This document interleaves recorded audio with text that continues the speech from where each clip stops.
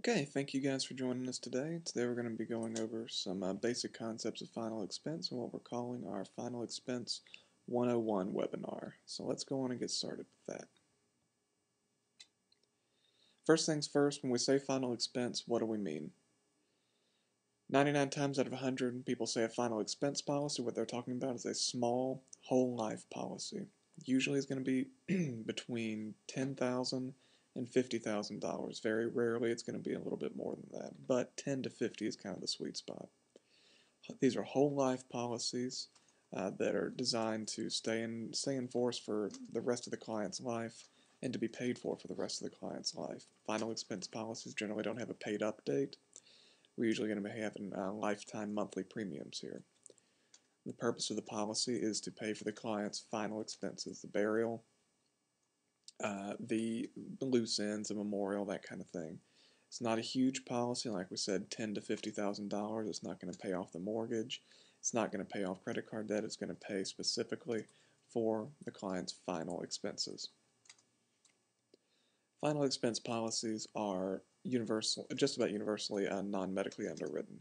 There are a very few couple of final expense policies you can sell that are medically underwritten. You can sell those to more healthy clients or affluent clients. But generally, if we're talking about final expense, we're almost always talking about non-medically underwritten policies. And that, of course, means that these policies don't require a paramedical examination. Usually, they also have fewer health questions than other policies, so clients with a few health issues, which is going to be common in the final expense market, won't have as much problem getting set up with a policy. Final expense is offered by a ton of carriers, and we've just listed 5 here. These are, personally, these are the 5 that I enjoy working with the most in the final expense market. There are certainly others out there that offer final expense products. United Home Life, I love these guys. They actually have 4 great final expense products, and they're all very competitively priced. Americo, great commissions on their products, and also decently competitively priced. Fidelity has pretty loose underwriting.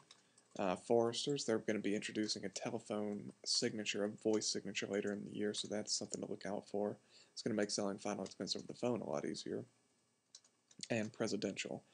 Presidential is the company you want to go to when your client has one foot in the grave and the other foot on the banana peel. These guys will take just about anybody. I want to say the application has 2 questions on it. Are you confined to a hospital bed and can you breathe on your own? If you answer, no, I'm not confined to a hospital bed, yes, I can breathe on my own, you're eligible for Presidential. So they're going to take clients that many others won't take. You see the kind of the trend here. These are small whole life policies. I apologize for my voice. It's kind of hoarse today. These are smaller whole life policies with loose underwriting. We've talked in other webinars about the concept of table ratings. A standard risk consider a standard risk to be 100% of your normal premiums. Generally, table A is going to be one level below standard. It's going to be 125% of normal premiums. Table B is 150%. Table C is 175%, so on, so on, so on. With final expense products, you're going to find that companies will issue, United Home Life, for example, these guys will issue all the way down to a table 16. They also have a policy that's designed for clients that want to issue down to a table 8. They have a policy designed for clients to issue down to a table 4. And they have a policy designed for clients that issue at a standard risk class. All 4 policies meet different needs. All 4 policies have different underwriting, and it gives you a very wide variety of tools to use for clients regardless of their health condition. Final expense is a pretty specific target demographic. Depending on who you ask, this age range could change a little bit. Personally, when I target final expense, I like to go between the ages of 55 and 75. Some people will say 50 to 75, some people will say 50 to 70. It just kind of depends on who you're talking to. Ages 55 to 75, though, is kind of a sweet spot for me. That's what I've focused on mostly. When it comes to household income, there are two schools of thought here. One is to go for household income between 0 and 15,000. These are very financially troubled folks who don't have anything put back for a final expense savings plan. Folks that wouldn't have insurance at work, folks that wouldn't have a 401k. The philosophy there is that these folks have no other form of protection. You can help them with this.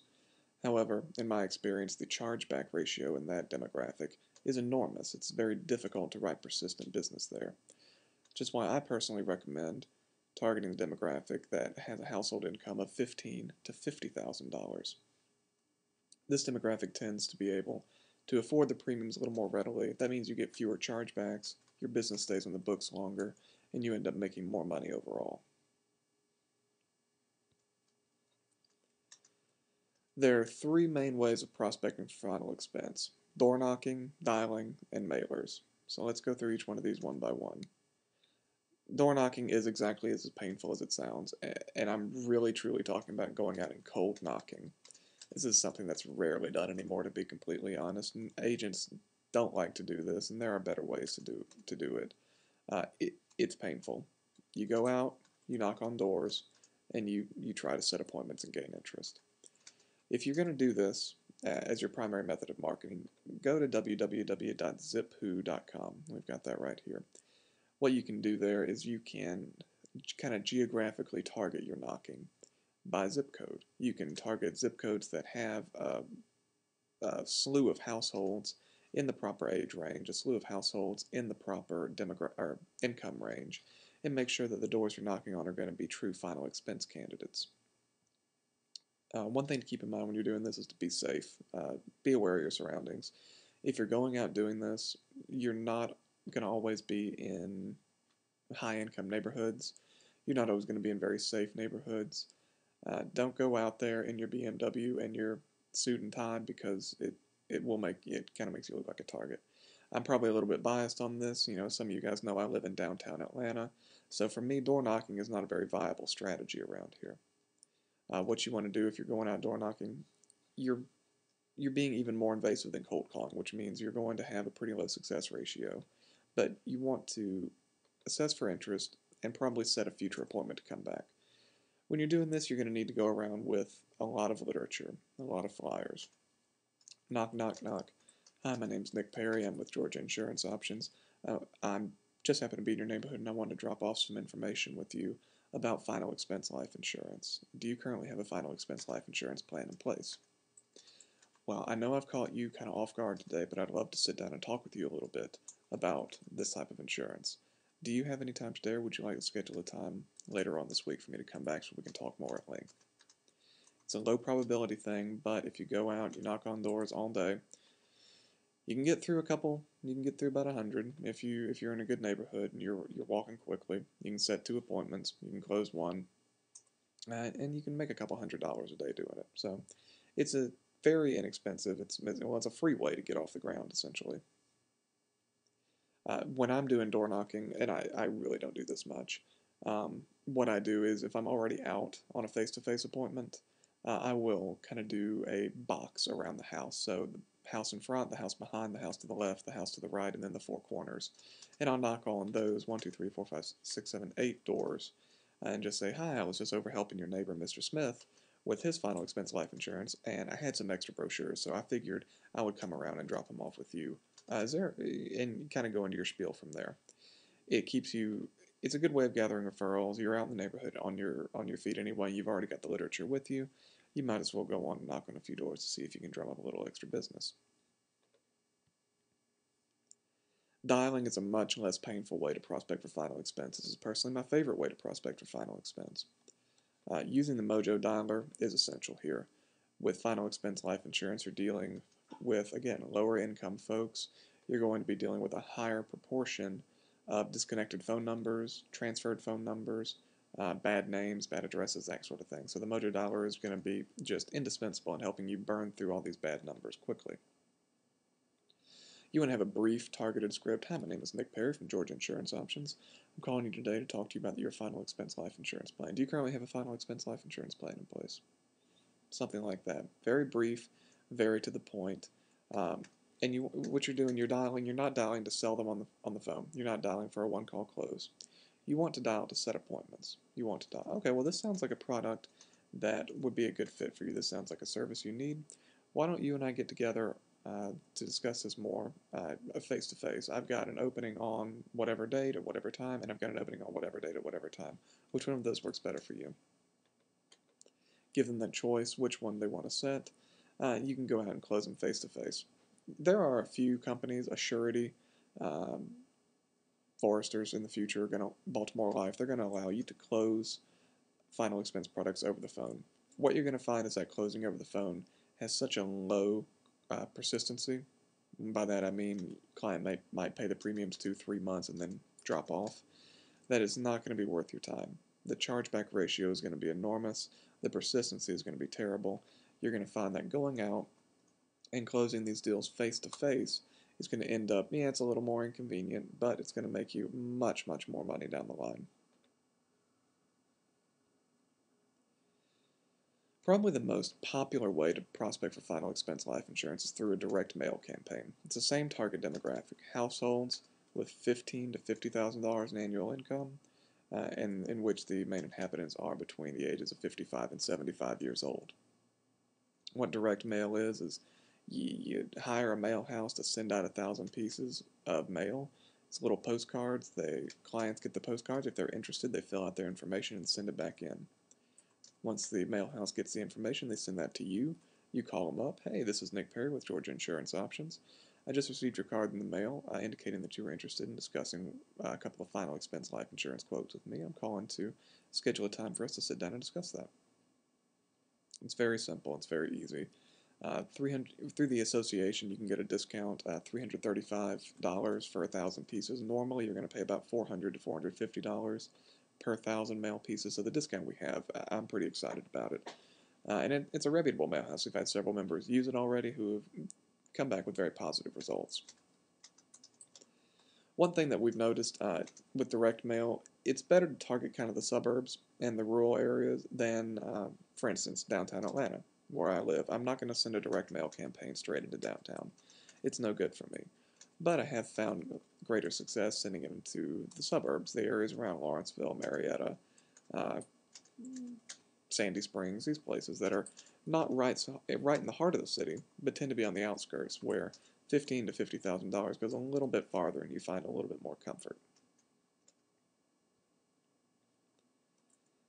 Final expense does come with its own set of kind of pitfalls. Persistency with final expense is notoriously low. If you submit 10 final expense policies, you're probably going to get paid on 7 or 8 of them. And 2 months from now, probably 5 or 6 are going to be on the books. You can improve that closing ratio by closing face-to-face, and you can improve that closing ratio, or that persistency ratio, by making sure that your clients are being put into policies they can afford. But persistency is never going to be as high as it is with normal insurance. It's always going to be low. If you're hitting an 80% persistency ratio with final expense, I got a round of applause for you. It's very impressive. Face-to-face closing, like we said, is going to really improve your persistency, and it's going to improve your closing ratio. If you're doing this over the phone, you're setting yourself up for what they call chargeback hell. You're going to be working with a demographic, $15,000 to $50,000, older clients. They're a little forgetful sometimes. You're going to get stood up some. That's okay. That's why if you're going out on an appointment, I don't like to leave the house unless I've got 2 or 3 appointments to go to on that block. What I'm doing, if I'm going out at 8 in the morning, I expect to see 3 people before I get back in. That way, if 2 of them stand me up, I've still got 1 appointment out there that's got a chance to turn into a sale. And you're going to get no-showed a couple of times here. The last thing to check for is the bank account. You want to make sure that your final expense clients have a bank account. Most companies are not going to be thrilled with a monthly check because, again, persistency is a big issue with final expense. These clients tend to forget to pay their bills. They forget to pay the life insurance. If it comes directly out of the bank account, persistency is going to be much higher. A lot of folks are not taking direct monthly bills anymore. What they want is a bank account that they can automatically debit the premiums out of. Now, the easy way to find this out, because if you walk up to a client and say, hey, you got a bank account? Okay, it's a kind of a disingenuous thing to ask. A lot of agents will use a trick. So is your Social Security check or your aid check or your paycheck or your retirement or your pension or whatever check deposited directly into your account, or do you get a paper check that you have to take to the bank to deposit yourself? Asking kind of a soft question like that will let you know whether or not the client has a bank account, and they're also going to let you know whether or not the client's familiar and comfortable with electronic funds transfers, EFTs. You'll notice we didn't talk today about internet leads for final expense. The reason for that is internet leads for final expense are absolutely terrible. You will go broke using internet leads to sell final expense life insurance. I have never known anyone to be successful using final expense internet leads. They're universally oversold. They're universally poor leads. You get clients in the older generation who are not entirely sure. Maybe they're not as computer savvy as we expect, and they're not entirely sure what they signed up for, how they got this quote, or what's going on, and you're going to find a lot of frustration and a lot of heartache there. Alright, so we've run over the basic concepts of final expense, what final expense is, some ways to prospect for it, some very kind of a brief overview of some sample scripts to use while prospecting. We can go more into depth with that if you guys would like in the question and answer section. And we've gone over some of the pitfalls and things to watch out for with final expense. That's going to wrap up the crash course, the basic overview of final expense presented by the ILIAA. Now we're going to go on and open things up for questions. If you guys have a question for us, please hit *6 on your phone to unmute yourself, or type out your questions in the chat pane in the lower right-hand corner of your screen.